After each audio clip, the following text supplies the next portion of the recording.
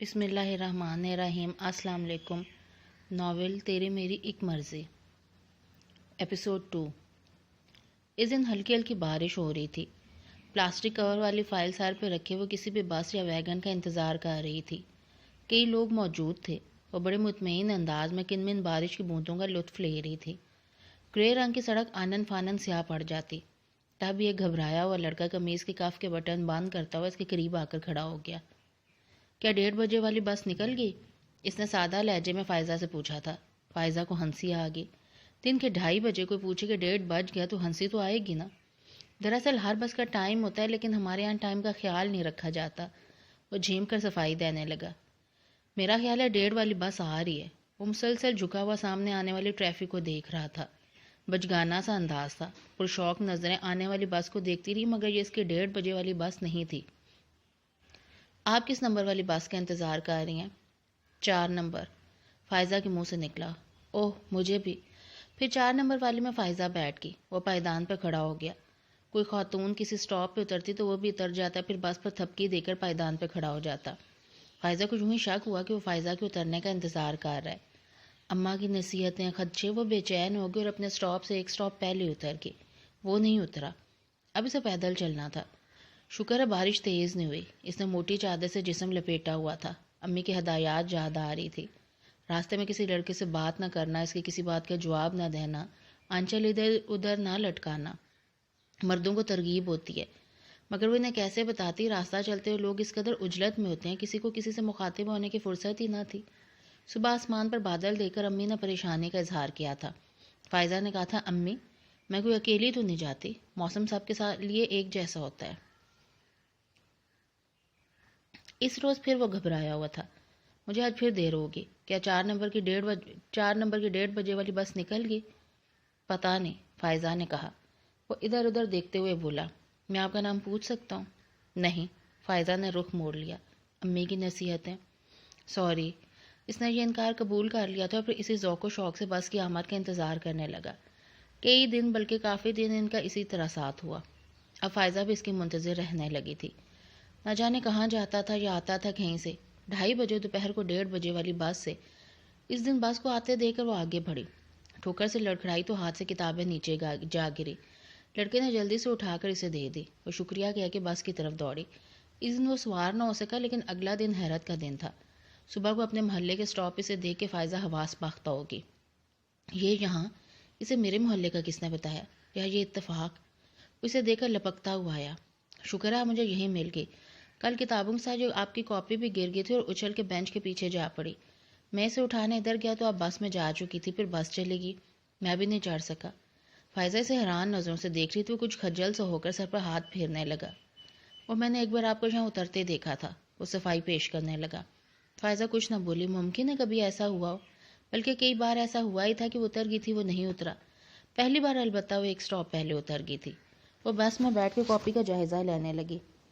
یوں ہی سا شک تھا مگر کاپی کے اندر کوئی تحریر نہ تھی، نہ کوئی رکا۔ شکر کا سانس لیا۔ لڑکا شریف ہے، اس نے سوچا۔ اس کے بعد بھی پھر وہ دونوں میں کوئی گفتگو نہ ہوئی۔ ابا کو کسی کام سے گجرانوالہ جانا پڑا۔ فون آ گیا کہ وہ رات میں نہیں آ سکیں گے۔ رات کو دادی کی طبیعت اچانک خراب ہوگی۔ نومی گھبرا گیا۔ اس نے ہمایوں کا دروازہ کھٹکھٹایا۔ ہمایوں آنکھیں ملتا باہر آ گیا۔ دادی کا سن کے وہ فوراً ٹیکسی لے آیا۔ دادی کو ایک دری پر لٹا کے اسٹریچر کی طرح چاروں کونے پکڑ کے وہ باہر لائے۔ فائزہ کو بھی مدد کرنی پڑی۔ دونوں ٹیکسی میں بیٹھ کر چلے گئے۔ ہاسپٹل سے نومی کا فون آ گیا۔ دادی کو سانس کی تکلیف تھی۔ ہاسپٹل میں آکسیجن لگا دی گئی تھی۔ نومی صبح کو گھر آیا۔ ہمایوں دادی کے پاس تھا۔ اس کے گھر جا کر بتانا تھا کہ وہ اب دادی کو لے کر ہی آ سکے گا۔ ہمایوں کی اماں نے سر ہلانے پر اکتفا کیا۔ نومی ہمایوں کا ناشتہ لے کر پھر چلا گیا۔ ابا دوپہر کو آئے تو سنتے ہی ہاسپٹل گئے۔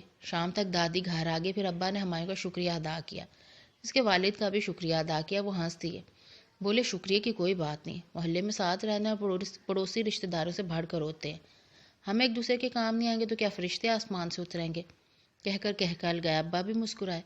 ان کی بات بھی درست تھی۔ دادی کے بیٹوں تک ان کی بیماری کی اطلاع پہنچی، کوئی دیکھنے نہیں آیا، بس فون پہ خیریت معلوم کر لی۔ ادھر ہمایوں کی صبح شام کے دورے شروع ہو گئے۔ کبھی وہ دعائیں لا رہا ہے تو کبھی ڈاکٹر کو لیے چلا آ رہا ہے۔ فائزہ پر یوں حکم چلاتا ہے جیسے وہ اس کی ذاتی ملازمہ ہو۔ فائزہ اس سے چڑھتی تھی کیونکہ گھر والوں کی دعائیں وہی سمیٹ رہا تھا۔ چھچورا کہیں کا۔ خود وہ اور نومی جو دادی کی خدمت کر رہے تھے ان کی کوئی تعریف نہ کرتا تھا کہ یہ ان کا فرض ہے۔ واہ! مزنا کو ساس کی جانب سے پھپھو ہونے کا ابھی تک اشارہ نہیں ملا تھا۔ ان کی پیشانی پہ بال ہی رہتے۔ بابر تو خاموش بے حد سنجیدہ رہتا، ہمایوں اماں کو رشتہ یاد دلاتا۔ دراصل نانی ابھی تک بالکل ٹھیک تھی، پوتی کو بابر کے سر تھوپنے کے لیے ڈرامہ کر گئی، مگر کیا کرتی، گھر میں سارے بیٹے مزنا کی قدردان اور حمایتی۔ بابر کے ابا کو تو بیٹی کی کمی پوری ہوتی نظر آ رہی تھی، کبھی اس کے لیے پھولوں کے گجرے لا رہے ہیں، کبھی چاندی کے پازیب، کانچ کی رنگ برنگی چوڑیاں دیکھ کے اماں کا غصہ اور بڑھ جاتا۔ لو ان بڑوں کو دیکھو، سارے شوق پورے کرنے کے لیے کلو بیگم رہ گئی تھی۔ یہ سبز ودی نیلی چوڑیاں گوری کی لائیوں کے لیے ہوتی ہیں، نہ کہ ہمایوں کا بس چلتا تو بھابھی پر قربان ہو جاتا۔ اماں یہ ہماری بہن بھی ہیں، بھابھی بھی، کبھی تو بھتیجی سمجھ کر گلے لگا لیں، بیٹی نہیں تو بھوئی سمجھ لیں، پیار بھری ایک نظر ڈال لیا کریں۔ چل ہٹ، ماں سے چاہے پھاپا کٹنی کہلائے، تجھے کیا، بھتیجی میری ہے کہ تیری؟ میری بھتیجی بھی آئی جائے گی، کاش کے، کیا کاش کے، کاش میری ہونے والی بھی آپ کی بھتیجی بھانجی ہوتی تو۔ ہائیں کیا باک رہا ہے؟ اماں بدحواس ہوئیں۔ بکرا نہیں ہوں میں تو، بیل ہوں، پیچھے سے جہانگیر نے لقمہ دیا، ہمایوں اس کو مارنا لپکا۔ اماں شدید بیزاری سے بولی، ایک تو میں تم لوگوں کی دھینگا مشتیوں سے نہ لاؤں، کبھی تو شرافت سے بھائیوں کی طرح بات کر لیا کرو کم بختو۔ پھر انہیں ہمایوں کے الفاظ یاد آئے، بھانجی، لو خالہ نے دانہ ڈال دیا، ارے میں زندہ ہوں ابھی، مجال ہے نام تو لے کر دیکھے، محلے میں ہی ایک سے ایک پری موجود ہے، مجھے کیا پڑی ہے، اس گاؤں کی کلو کو لا کے ویسٹ انڈین ٹیم تیار کروں۔ بھانجی، ایک بھتیجی کافی نہیں کیا نسل خراب کرنے کو؟ اب میں کسی ڈرامے پہ یقین نہ کروں، اتنی بے وقوف نہیں ہوں۔ رمضان شریف شروع ہو گئے، مزنا نے آگے بڑھ کے سحر و افطاری کا انتظام سنبھال لیا۔ اب وہ پھپھو کی رہنے تو میں کر لوں گی عادت ہے مجھے کی پرواہ نہ کرتی۔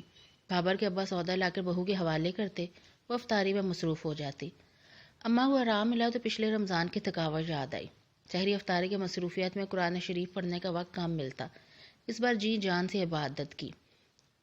عید کی صبح وہ کچن میں جا پہنچی، سوچا تھا کہ مرضی کا شیر خورما تیار کریں گی، نہ جانے مزنا نے کیا دیہاتی گھولوا گھول دیا، مگر کچن صاف ستھرا، جالی سے ڈھکے ہوئے لوازمات، شیر خورما، دہی بڑے کبابوں کا قیمہ تیار۔ یا اللہ، کیا یہ لڑکی رات بھر جاگ کر تیاری کرتی رہی تھی؟ دوپہر کے لیے مرغی کا سالن، شام کے لیے پلاؤ کی یخنی، نوڈلز میں تلی ہوئی سبزیوں کے۔ وہ تیار ہو کے نیچے آئی تو اس کے تھکے تھکے چہرے پر نظر پڑتے ہی انہیں پیار آ گیا۔ سلام کے جواب میں گلے لگا کر پیار کیا، بٹوے سے 1000 کا نوٹ نکال کر عیدی دی۔ مزنا کا خوشی سے چہرہ گلنار ہو گیا، آج اس نے پھپھو کا دل جیت لیا تھا۔ آخرکار وہ دن عید کی خوشی دوبالا کرنے کا باعث بنا۔ عید کی نماز پڑھ کے سب واپس آئے تو مزنا کو دیکھ کر ہمایوں چہکا، بدلے بدلے میرے سرکار نظر آتے ہیں، دل کی آبادی کے آثار نظر آتے ہیں، کیا بات ہے، خوشی سے چہرہ چمک رہا ہے۔ جناب آج عید کا دن ہے، مزنا کھلکھلائی۔ صبح بھی عید کا ہی دن تھا میرے خیال سے، مگر یہ رونق نہ تھی، لگتا ہے زبردست قسم کی عیدی مل گیا بھابھی کو۔ جہانگیر نے خیال ظاہر کیا، یہی بات ہے، کہہ کر وہ زور سے ہنسی، گھنگروں کی جھنکار سے پورا گھر کھلکھلانے لگا۔ پہلی بار خوشی سے کھنکتی یہ ہنسی در و بام کو سجا گئی۔ ابا نے شکر کا سانس لیا، چاروں بھائی صحن میں بھنگڑا ڈالنے لگے۔ عید سے ہی معنوں میں عید مسرت بن گئی۔ فائزہ کی اس لڑکے احمد سے اب تھوڑی تھوڑی دوستی ہو گئی تھی، سادہ سا لڑکا تھا، باتیں بھی ایسی ہوتی۔ فائزہ کا خوف کم ہو گیا تھا۔ ایک دن شیما اپنے دوستوں کے ہمراہ فائزہ کے قریب سے گزری، ناک چڑھا کر بولی، کیسے کیسے لوگ اس کالج میں آ گئے، اب یہ کالج ہمارے پڑھنے کا نہیں رہا۔ ہاں، اب تو ہر کس و ناکس ویلیو بڑھانے کے چکر میں ادھر کا رخ کرتا ہے، دوسری لڑکی بولی۔ مگر موری کی اینٹ چوبارے میں لگ بھی جائے، اصلیت تو وہی رہتی ہے، شیما بولی۔ فائزہ کو غصہ بہت آیا، مگر امی کی نصیحت تھی کہ شیما سے مخاطب ہونے کی غلطی نہ کرنا۔ وہ آگے بڑھ گئی، ان لوگوں کے کہہ کے پیچھا کرتے رہے۔ بگڑے موڈ کے ساتھ وہ کالج سے باہر آ گئی، احمد موجود تھا۔ فائزہ اس سے بھی ناراض ہو گئی، نہ جانے کون ہے، کہاں جاتا ہے، میرا کیا لگتا ہے میں اس سے بات کروں۔ اس نے بھی محسوس کیا، کچھ دیر کی ہچکچاہٹ کے بعد آخر آگے بڑھایا، آپ ہمیشہ اکیلی ہوتی ہیں، کوئی دوست نہیں بنائے کالج میں آپ نے؟ میں پڑھنے آتی ہوں، دوست بنانے نہیں، وہ روکھے لہجے میں کہہ کر مڑ گئی۔ میں کچھ عرصے کے بعد امریکہ جانے والا ہوں، آپ مجھے یاد کریں گے؟ یاد کرنے والی کون سی بات ہے، وہ حیران ہوگی، جب دو لوگ آپس میں کچھ عرصہ گزارتے ہیں تو دوستی تو ہو ہی جاتی ہے۔ آپ مجھے دوست سمجھیں گے تو مجھے خوشی ہوگی، میں کسی کو دوست نہیں سمجھتی، میں ذرا خوش مزاج ہوں، آپ ہی مجھے بھول جائیں، ہمیں رشتہ کیا ہے، ایک بس کے مسافر، اور بس وہ ہنسا، مسافر بھی ایک دوسرے کو یاد تو رکھ سکتے ہیں اور سفر کو بھی، بس آگے وہ اس میں گھس گئی۔ اتنی جگہ نہ تھی کہ وہ پائیدان پر ہی لٹک سکتا۔ واہ بھئی، امریکہ جا رہے ہیں صاحبزادے، بسوں کے پائیدان پہ سفر کرنے والے بھی امریکہ جانے لگے، کیا زمانہ ہے۔ گلی میں ہمایوں بچوں کے ہمراہ کرکٹ کھیل رہا تھا۔ فائزہ کو دیکھ کر سر پر ہاتھ پھرنے لگا۔ چلو بھئی بچوں، اپنی چھٹی، کھیل ختم۔ روزانہ گلی کے بچوں کو کرکٹ کے اسرار و رموز سکھانے کے بجائے وہ کام ہی کرے، مگر نہیں، بادشاہ سلامت ٹھہرے۔ کام کرے ان کے بلا، آوارگوں سے فرصت ہو تو خیال آئے۔ دل ہی دل میں قہر کھاتی وہ گھر میں گھسی۔ بڑی شہرت ہے جناب کے اعلیٰ کردار کی، ہمدردیوں کی۔ ارے بابا جی سے کوئی کام ہی نہیں، وہ لوگوں سے ہمدردیاں کر لیتا ہے تعریفیں بٹورنے کے لیے، واہ واہ کے لیے۔ یہ امریکہ ہی چلا جائے میں اپنی خوبیوں کے۔ امتحان بالکل سر پر آ گئے تھے، فائزہ کے آسان خطا ہو رہے تھے۔ اگر فیل ہوگی، ابا تو ہرگز آگے نہیں پڑھائیں گے۔ ان کے خاندان میں لڑکیوں کی زیادہ تعلیم کا رواج نہ تھا۔ مائدہ کی شادی تو ویسے بھی آنن فانن ہو گئی تھی، اس سے زیادہ شوق تھا بھی نہیں۔ ہاں، ناول پڑھنے، فلمیں دیکھنے کا بہت چسکا تھا، اب بھی اس کا وہی حال تھا۔ دبئی سے خبریں آتی رہتی تھی۔ مائدہ کا نام گنیس بک میں ورلڈ ریکارڈ کے طور پہ عنقریب دیکھنا۔ اسلم بھائی کہتے۔ کس سلسلے میں؟ فلموں کے سلسلے، ناولوں کے سلسلے، ڈائجسٹوں کے سلسلے، اسلم بھائی فائزہ کو بتاتے۔ ابھی تک وہی حال ہے، وہ حیرت ظاہر کرتی۔ پانی سر سے اونچا ہو چکا ہے۔ کبھی کبھار میری ملاقات ان سے ہوتی ہے تو وہ گردن اٹھا کر پوچھتی ہیں، آپ میری خوابگاہ میں بغیر دستک دیے کیسے آگے؟ آپ کو غیر عورت کے کمرے میں آنے سے پہلے اجازت لینے چاہیے تھی، اور جب میں شرما حضوری اپنے رشتے سے آگاہ کرتا ہوں تو فرمایا جاتا ہے، او ڈارلنگ، ہم ہنی مون سوئٹزرلینڈ میں منائیں گے یا نیاگرا ابشار کی گنگناتی خنک فضا میں؟ میں نے انہی حالات کے تحت ایک فیصلہ کر لیا ہے۔ پوچھو کیا؟ جی کیا؟ کہ میں ایک اور شادی کر لوں۔ میری دوسری بیوی مائدہ کو یاد دلاتی رہے گی کہ میرا کیا رشتہ ہے، اور یہ کہ وہ ایک عدد بیٹے کی ماں بھی ہے جس کا باپ میں ہوں۔ پیچھے سے مائدہ کے احتجاجی جملے اور ریسیور کو چھیننے جھپٹنے کی کارروائی نشر ہوتی رہتی۔ فائزہ ہنس کر فون بند کر دیتی۔ امتحانوں کی تیاری میں نومی نے مدد سے صاف انکار کر دیا، کیونکہ وہ خود بھی پڑھائی میں جتا ہوا تھا۔ دادی کی سفارش پہ ہمایوں سے پڑھانے پر تیار ہو گیا۔ خود فائزہ کو مگر اس تجویز سے اختلاف تھا، لیکن ابا امی نے بھی ہمایوں سے کہہ دیا۔ وہ آنے لگا، مجبوری تھی۔ ہمایوں میں سمجھانے کی صلاحیت زبردست تھی، اس کا انداز بہت اچھا تھا، نومی بھی اسی سے مدد لیتا تھا۔ فائزہ کا خیال تھا وہ نخرے کرے گا، احسان جتائے گا، مگر وہ تو ہنستا مسکراتا آتا اور بڑی لاپرواہی کے انداز میں اسے سمجھاتا۔ نومی کو پڑھانے کے وقت وہ چائے کی فرمائش کرتا، وہ صاف انکاری ہو جاتی، مجھے چائے بنانی نہیں آتی۔ بنانے سے آ جائے گی، وہ مجبور کرتا۔ ٹیچر کی خاطر بہت کارآمد ہوتی ہے۔ کارآمد؟ ٹریننگ، آئندہ کے لیے۔ بنیاد مضبوط ہو تو مکان کی آن بان شان کے کیا کہنے، اور آج کل کے دور میں تو لڑکیوں کو گھر گھرستی کے اصول جاننے لازمی ہیں۔ ایک زمانہ تھا لڑکوں کی مائیں خوبصورت اور تعلیم یافتہ لڑکی کو ترجیح دیتی تھی، اب مائیں لڑکیوں کو گھریلو دیکھنا چاہتی ہیں تاکہ خانسامہ دھوبی ذمہ دار کا خرچ بچے۔ فائزہ تل ملا جاتی، لیکن اب وہ ایک عارضی ٹیچر کو کچھ کہہ بھی نہیں سکتی تھی۔ ہر کام جو شروع ہوتا ہے وہ وقت پر ختم بھی ہو جاتا ہے، شروع اور ختم کے درمیان کچھ واقعات بھی ہوتے ہیں۔ فائزہ کے امتحان شروع ہوئے اور وقت پہ ختم بھی، لیکن کوئی چونکانے والا واقعہ سسپینس سے بھرپور حادثہ نہ ہوا، اور ہوا بھی اس وقت جب وہ امتحان کی دہشت سے آزاد ہو گئی تھی۔ اور اس واقعے یا حادثے نے اس کی زندگی کو ایک خطرناک تجربے سے آغاز ضرور کیا، گو کہ وہ خود حادثے کا شکار نہ ہوئی۔ یہ اس کی خوش قسمتی تھی، ماں باپ کی دعائیں تھیں یا اس کی محتاط طبیعت۔ صبح وہ سینٹر جانے کی تیاری کر رہی تھی کہ امی آ گئی۔ پرتشویش لہجے میں بولی، فائزہ آج میرا دل گھبرا رہا ہے، خدا نہ کرے جیسے کچھ ہونے والا، تمہارا آج امتحان نہ ہوتا تو ہرگز گھر سے نہ نکلنے دیتی۔ آندھی کے آثار ہے، بھلا موسم آندھیوں کا ہے، بے موقع اور بے موسمی آندیاں۔ وہ ہنستی، امی پریشان نہ ہو، بس وہ 2 دن رہ گئے، آج کا دن اور کل کا، پھر تو میں گھر پہ ہی رہوں گی۔ اچھا دیکھنا سر پہ چادر اچھی طرح جما کر اوڑھنا، سر نہ کھل جائے، شیطان کھلے سر پہ چپت مارتا ہے۔ اسے ہنستا دیکھ کر خفا ہوئی۔ ہنسنے کی بات نہیں، عورت کو جسم چھپانے کا حکم ہے، جسم دکھانے والوں کو کوئی وقار نہیں ہوتا۔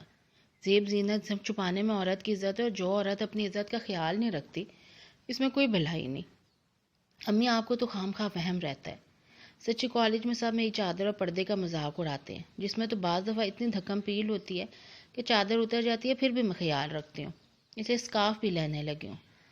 میں تو سوچ رہی ہوں برقع ہی سلوا دوں۔ امی کی سوئی ایک جگہ اٹک گئی تھی، چادر اتر جاتی ہے، برقع کم از کم پردہ تو رکھ لیتا ہے۔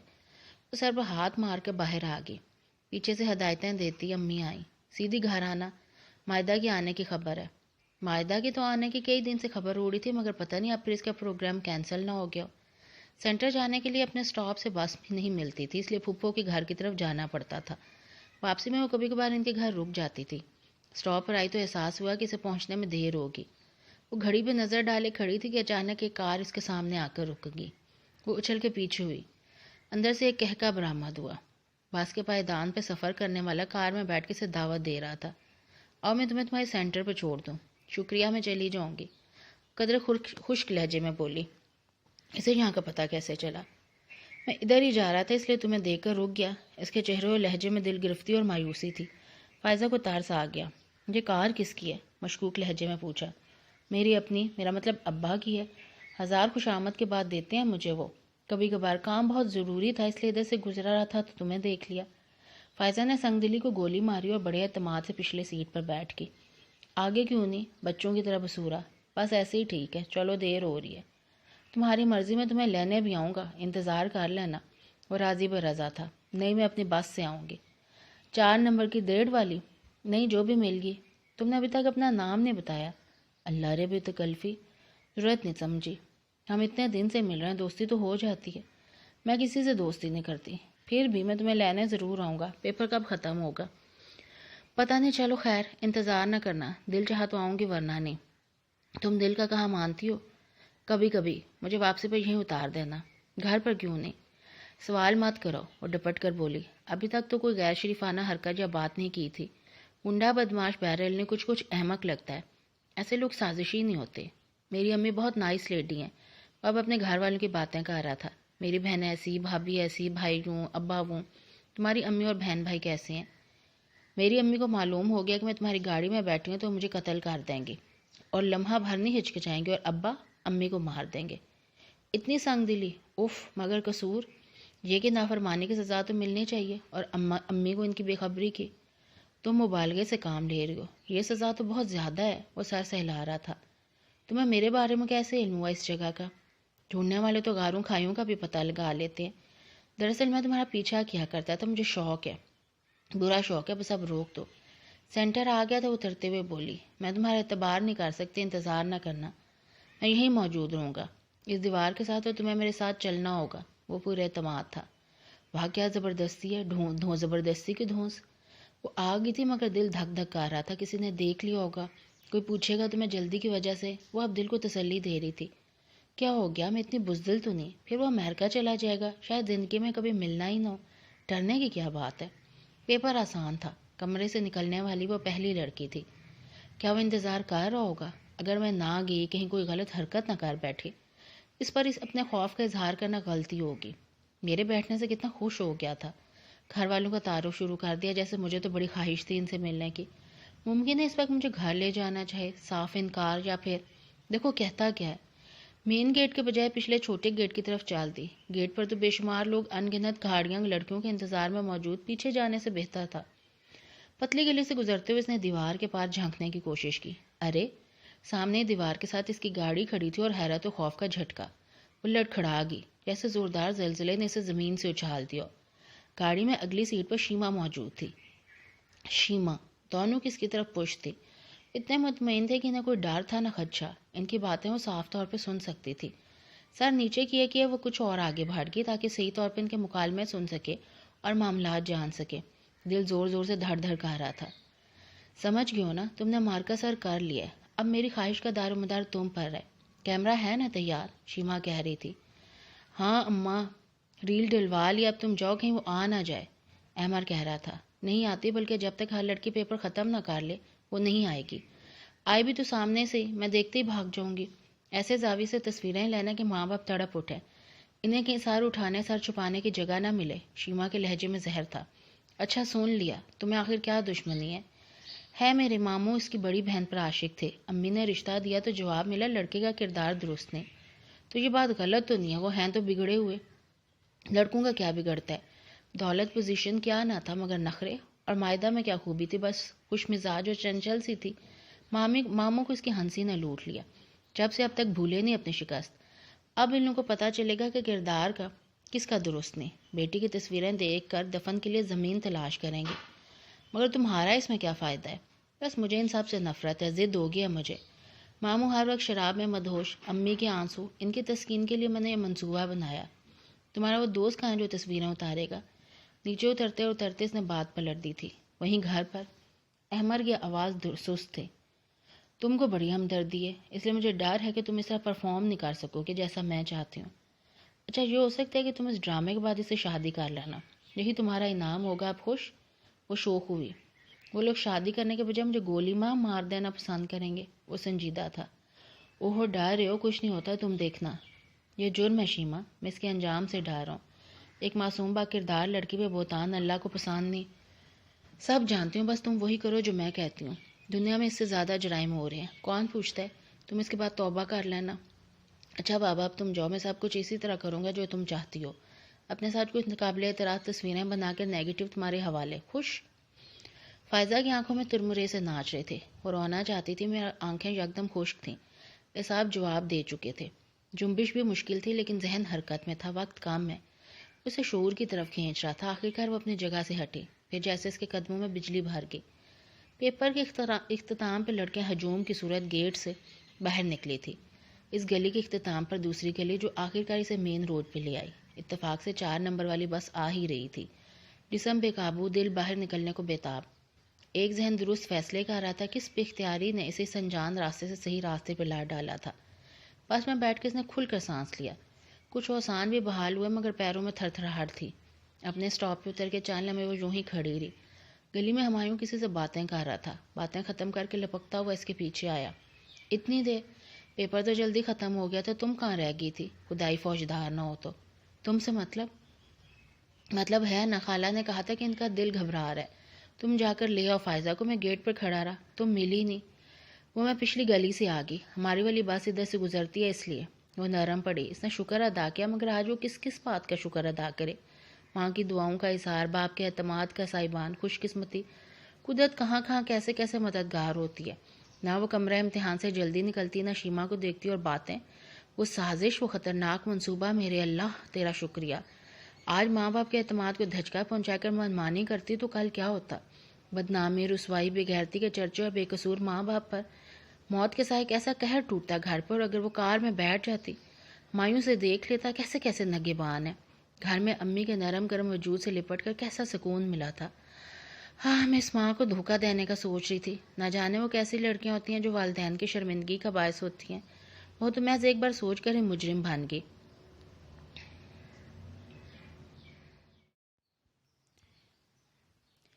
کیا ان لڑکیوں کو اپنے والدین کی عزت کا ذرا بھی خیال نہیں ہوتا؟ میری ماں کو تو میرے سر سے چادر سرکنے کی اتنی فکر ہوتی ہے، تو کیا باقی ماں اپنی بیٹیوں سے اتنی بے خبر ہوتی ہیں، یا ان کی دعاؤں کے سائے میں نہیں بھیجتی؟ پوری شام وہ اپنے تھکے ہوئے اعصاب کو تھپکتی رہی۔ ابھی کل کا دن باقی ہے، مگر وہ اپنے خدشے فکریں کسے بتائے؟ آخری پیپر، آخری دن، شیما ناکامی پہ جھلا رہی ہوگی۔ بھلا صبح وہ آسان بحال رکھنے کی کوشش میں ہلکان تھی۔ فائزہ، امی نے آ کر اس کا تنقیدی جائزہ لیا۔ سنو، ہمایوں کو کہیں جانا ہے، میں نے اسے کہہ دیا وہ تمہیں لے جائے گا۔ فائزہ کے سر سے بوجھ اتر گیا۔ وہ وہاں سے ماں سے لپٹ گئی۔ امی آپ کتنی اچھی ہیں۔ کیوں، کیا ہوا؟ امی مشکوک نظر ڈال کر بولی۔ امی میں ادھر پھپھو والے سٹاپ سے جاتی ہوں نا، ساتھ چل چل کے پیر سن ہو جاتے ہیں، تھکن ہو جاتی ہے، اس لیے میرے لیے تو آج کے دن بڑا مبارک ہے۔ امی کو ہنسی آ گئی۔ ہمایوں کے ساتھ رکشے پر جانا، امی کو اس پر کس قدر بھروسہ ہے، کیا کمال ہے ہمایوں کا۔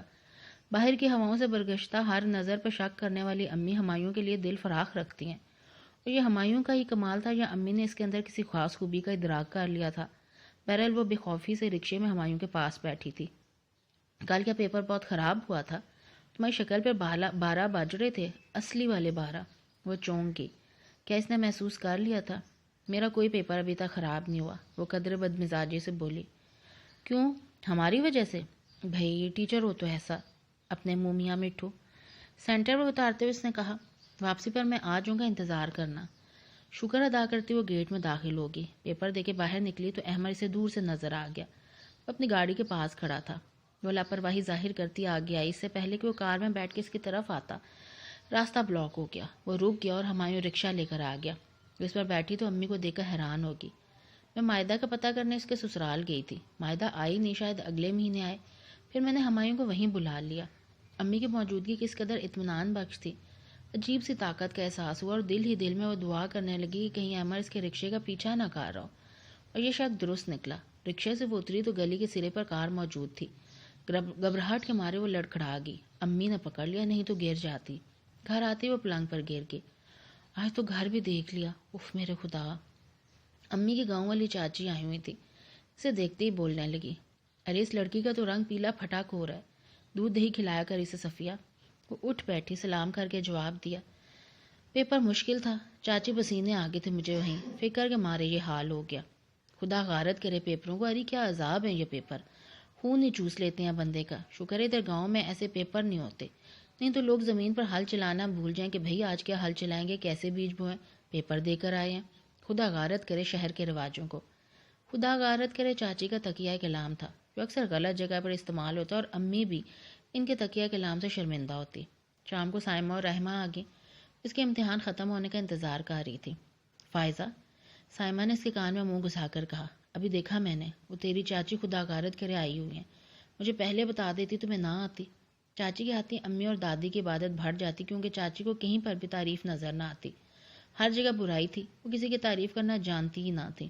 دادی ان کے آتی بہری ہو جاتی کسی بات پر، چاچی ان سے گواہی دلوانا جانتی۔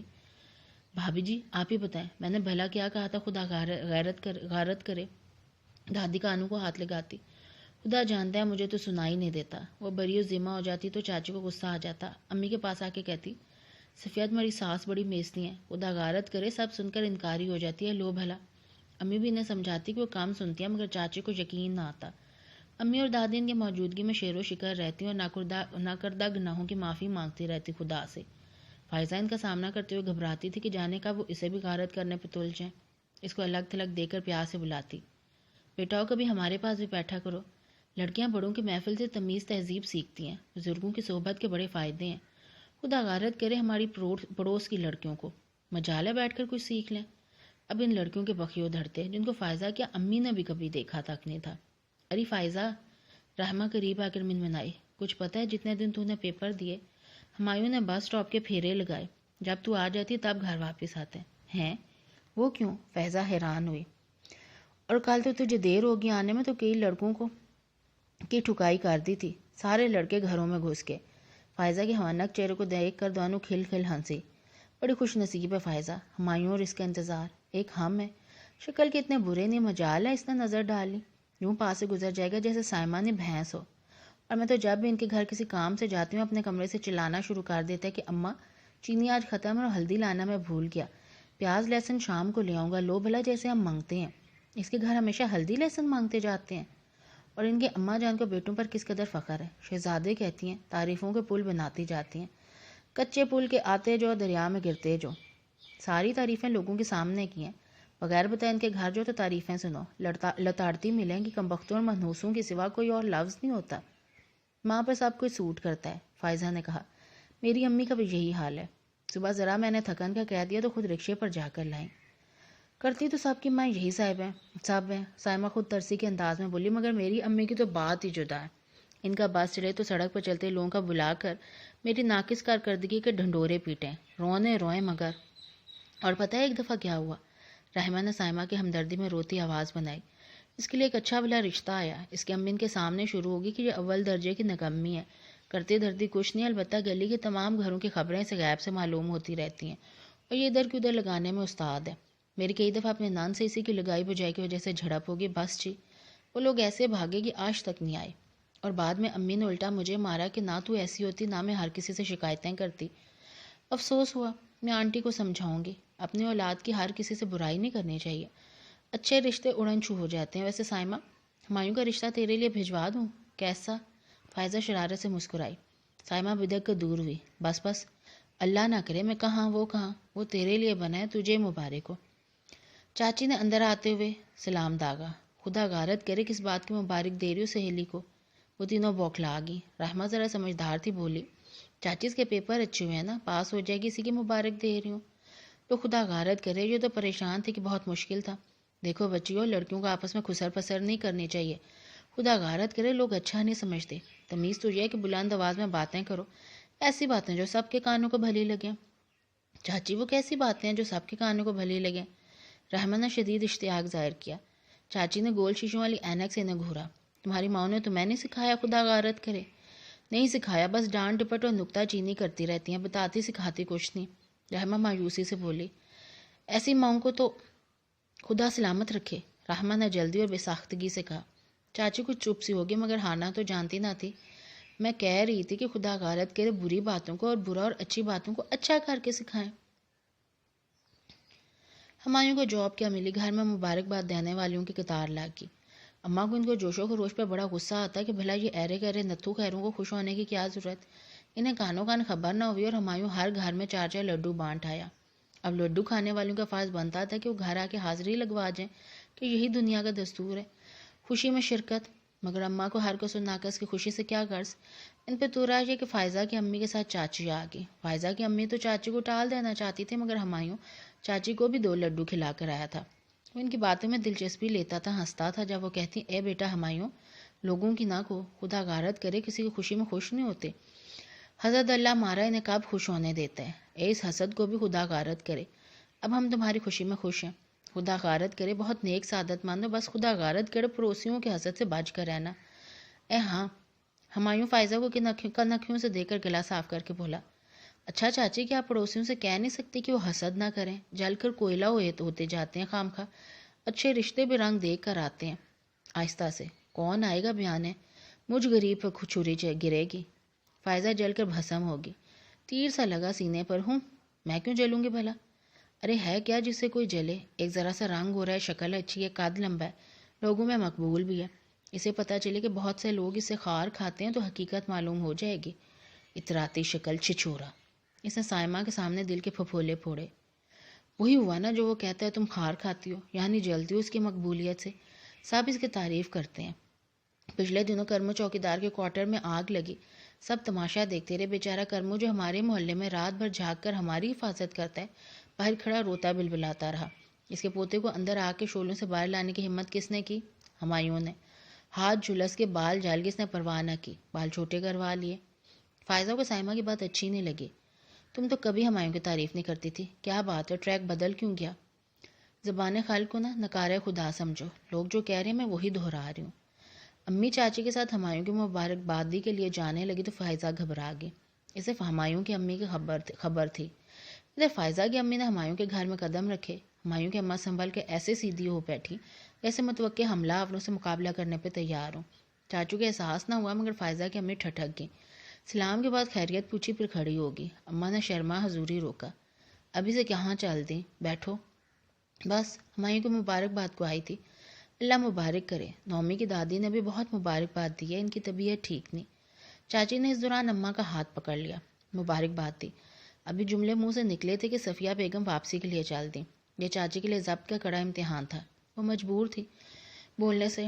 اے خدا غارت کرے ان نوکری بانٹنے والوں کو. بھلا ہمارے لڑکے میں کیا کمی تھی کہ جو ذرا زیادہ تنخواہ دے دیتے تو ان کی کون سی نانی مر جاتی. مگر ہر جگہ بے ایمانی چلتی ہے. سرکار کا پیسہ اپنے جیب میں رکھ لیتے ہیں. خدا غارت کرے. اماں کے تو پتنگے لاگے. ایک تو اس نکمے آوارہ گرد کو نوکری دے دی بھلے ماس نے، اور یہ صاحبہ ان کو غارت کرنے پر تلی بیٹھی ہیں. اور یہ ہمارے لڑکے کا کیا مطلب؟ ہاں ہے میرا لڑکا ان کے کب سے ہو گیا؟ مایوں کو دیکھتے ہوئے اس پہ چڑھ دوڑی. ارے محلے والوں کو کون سی امیدیں دکھاتا ہے؟ ان کی سنو، ہمارے لڑکے.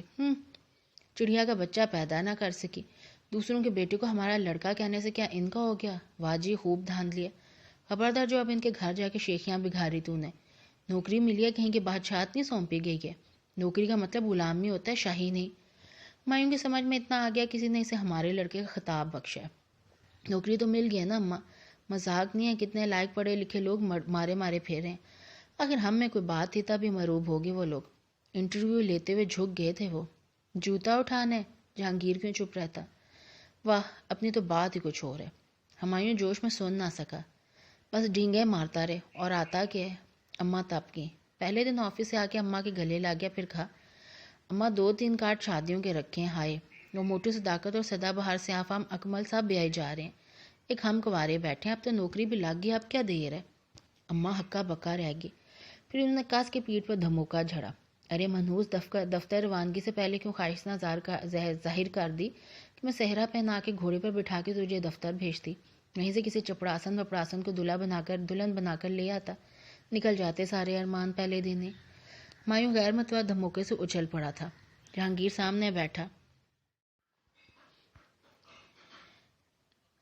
سامنے بیٹھا ہونٹ بھینج کر مسکراہٹ ضبط کر رہا تھا۔ غصے اور شرمندگی سے وسور کر بولا، اماں آپ کو لاڈ کرنے کے طریقے نہیں آتے؟ اس طرح تو تارا مصیبی بیٹوں کا دل نہیں توڑتا ہوگا۔ کوئی امید کا جگنو میری جیب میں ڈال دیتی۔ یہ لو، امید کا جگنو اور صبح کا تارا، شام کا چاند۔ اماں نے 2-3 مکے اور مارے اور کھڑی ہوگی۔ اماں ہمایوں بھائی کی بات پوری تو سن لیں، آخر ہمارے آس پاس کس قدر چمکدار چہرے ہیں، آپ کبھی ان پر بھی مہربان ہو جائیں۔ جہانگیر نے ہمایوں کے اشارے پر کہا۔ بھاڑ میں گئے چمکدار چہرے۔ جہانگیر خبردار جو تو نے ہمایوں کی نقل کی یا اس کے ترجمانے کی، سب سمجھ رہی ہوں میں، یہ تم سب کی ملی بھگت ہے۔ کان کھول کر سن لو، ابھی کسی کی شادی نہیں کاری میں، ایک ہی ہوگی وہی بہت ہے۔ تو انتظار کی کوئی ساتھ کوئی ٹائم تو دے دیں۔ آج کل یہ سیاست کا اصول ہے کہ جی الیکشن 90 دن یا 9 بعد یا 9 سال بعد ہوگا، آسانی رہتی ہے۔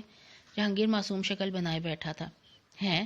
کاہے کی آسانی؟ اماں کے پلے کچھ نہ پڑا۔ انتظار کی، اور پہلی شادی کون سی آپ نے کر دی تھی؟ نانی اماں نہ درمیان میں ہوتی تو بھائی جان بیچارے ابھی تک ہماری طرح کنوارے بیٹھے ہوتے۔ اب جو کنوارے پن کی مالا جھپی تو ناک کے راستے نکال دوں گی۔ اماں نے بنا کے چپل زور سے اس کی طرف پھینکی۔ جہانگیر ہوشیار تھا، جھکائی دے کر بچ گیا، مگر سامنے کمرے سے آنے والی مزنہ زد میں آ گئی۔ چپل اس کے ناک پہ لگی، وہ چیخ کر ناک دبا کر نیچے بیٹھ گئی۔ اماں نے ہمایوں کو دھکیلا۔ ارے جا دیکھ کر آ، کہاں لگ گئی؟ جہانگیر تجھے تو میں سمجھ لوں گی۔ لو میرا کیا قصور؟ جہانگیر سٹ پٹا گیا تھا۔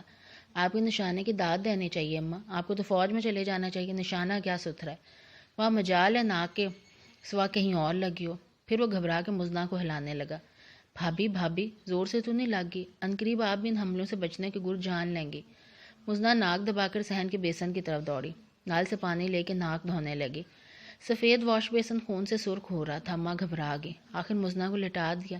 کئی نسخے آزمائے تب خون رکا، مگر ناک سوج گئی۔ اماں دیر تک سنکائی کرتی رہی۔ مزنہ پھپھو کے التفات پر نہال تھی۔ اماں کی سلواتوں کا شکار مسلسل جہانگیر بنا رہا۔ اماں پھر آپ نے ٹائم ٹیبل دیا ہی نہیں؟ موقع ملتے جہانگیر شروع ہو گیا۔ کون سا ٹائم ٹیبل؟ اماں حیران ہوئی۔ بھائی کی شادی کا، اب تو جو اپنے پیروں پہ کھڑے ہو چکے ہیں۔ اماں بابر کے سامنے سے گھور کے رہ گئی۔ بابر اور ابا بھی متوجہ ہو گئے، پھر سب اس موضوع پر بولنے لگے، سوائے ہمایوں کے جو منہ پر ٹشو رکھے سر نیچا کیے کسی نئے نویلے شرمیلے دلہا کا نمونہ بنا جھوم رہا تھا۔ بابر بھی دلچسپی سے دیکھ رہا تھا، رک کر بولتا، پھر مڑ کر بیوی کی سوجی ناک پر نظر ڈالتا۔ ابا نے کہا، ہاں بھی اب تو سب کی یہی خواہش ہے، بیگم تیاری کر لو، دیر نہ ہونی چاہیے۔ اماں جو اب تک ضبط کیے بیٹھی تھے بھنا گئی۔ ارے تو کہاں کر دوں، کوئی لڑکی دیکھی جاتی ہے، بات آگے بڑھتی ہے، ابھی کوئی لڑکی ملی ہی نہیں ہے، لڑکیوں کی کمی پڑ گئی؟ جہانگیر یکدم پریشانی سے بولا۔ ہمارا وقت آنے تک تو پھر باقاعدہ کال پڑ جائے گا، سن لے شاجے، تیاری پکڑ ابھی سے۔ بابر کو ہنسی آ گئی۔ ہمارے ہمایوں کے لیے لڑکیوں کی کیا کمی؟ ایک ڈھونڈو 1000 ملتی ہیں، کیوں ہمایوں بھی بھلا کب تک چپ رہتا، ٹیشو پیپر سے منہ ہٹا کر بولا، میرے سامنے والی کھڑکی میں ایک چاند سا مکڑا رہتا ہے، لہک کر گانا گا کر پورا کیا، ٹیشو پیپر منہ کے آگے۔ دیکھ لیا محلے والوں کی حالت؟ اماں ابا سے احتجاج کرنے لگے، لڑکوں کو کیسے پھانستے ہیں لوگ، وہ جو گاؤں والی چاچی غارت گھر آئی ہے، پہلے سے ہمایوں کو ہمارا لڑکا کہہ گیا، اور یہ لڑکے اس قدر کم عقل اور احمق ہے، دنیا کی چالاکی کو سمجھ نہیں سکتے۔ اور سن لو، میں خالی خلی چاند سا مکھڑا نہیں دیکھوں گی، خاندان وغیرہ بھی دیکھا جاتا ہے، رہن سہن بھی۔ تو فائزہ لوں کا خاندان رہن سہن تو دیکھا بالا ہے، جہانگیر نے ڈٹ کر کہا۔ میری دفعہ تو آپ نے صرف خوبصورتی کی شرط رکھی تھی، بابر نے یاد دلایا۔ خاندانی لڑکی کو کالی کلوٹی کہہ کر ریجیکٹ کر دیا تھا، یاد ہے؟ اور اب ناک بھی سجا دی۔ شاہجہاں بڑبڑایا، اماں انسان کو اپنا نصب العین مقرر کر لینا چاہیے، خیالات بدلتے رہنا زیب نہیں دیتا، میری باری آنے تک آپ خاندان اور خوبصورتی بھلا دیں گے اور چاہیں گے کہ بس اعلیٰ تعلیم یافتہ ہونے چاہیے۔ جہانگیر بولے جا رہا تھا، اس لیے جہانگیر نے ایک ڈاکٹرنی سے بات شاہجہاں بے ساختہ بولا، پھر منہ پہ ہاتھ رکھ کر بیٹھ گیا۔ سب ہنس پڑے۔ اماں سر پکڑ کے بیٹھ گئی۔ لو دیکھو ذرا، ان کے منہ سے مایوسی کے عالم میں کیسے نکلا، کیسی سازشیں ہو رہی ہیں، اور میں بے خبر ہوں۔ سب اپنے اپنے جوڑے خود تلاش کر لو۔ بیگم یہ سازش نہیں، ان کا حق ہے، ساتھ ہی ماں باپ پر اعتماد کی نشانی، انہوں نے خواہش ظاہر کر دی، اب ہمارا فرض ہے کہ ان کی خواہش کے مطابق معاملات آگے بڑھائیں۔ مجھے یقین ہے میرے بیٹے کبھی غلط فیصلہ نہیں کریں گے، جیسے میرے بابر نے مضبوط قوت ارادی سے اپنی پسند حاصل کر لی، یہ کبھی غلط راستے پر نہیں چلیں گے، مجھے ان پر پورا اعتماد ہے، ہمیں ان کی حوصلہ افزائی کرنی چاہیے۔ ابا کی بات ختم ہونے کی دیر تھی، ہمایوں ٹیشو پیپر پھینک کر ناچنے لگا۔ جہانگیر نے بھی فوراً ساتھ دینا مناسب سمجھا۔ شاہ جہاں بھی اس کے نقل کرنے پہ مجبور تھا، ورنہ بعد میں ہمایوں اس کا گریبان پکڑتا کہ تمہیں میری خوشی کی خوشی نہیں۔ ابا ہمارا گھر تو خاصا بڑا ہے، کافی گنجائش ہے۔